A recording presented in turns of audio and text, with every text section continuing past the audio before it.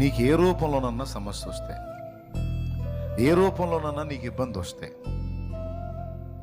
మనం ఫస్ట్ ఆలోచించాల్సింది ఏంటంటే, నాకు ఈ ఎఫెక్ట్ అయింది, ఈ దెబ్బ కొట్టింది అంటే నేను ఎక్కడన్నా తేడా పడ్డానా, అంటే దేవుడు వద్దన్నది చేస్తున్నానా, ఎక్కడ చేశానా, లేదా దేవుడు చెయ్యమన్నది చెయ్యకుండా నిర్లక్ష్యం చేశానా,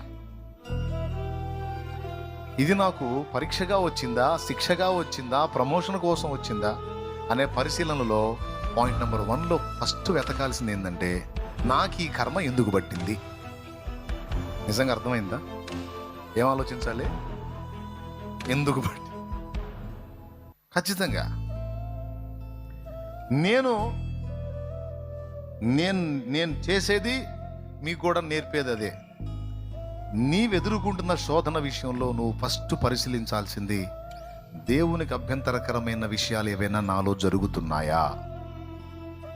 మొదటిగా మనం వెతకాల్సింది అదే.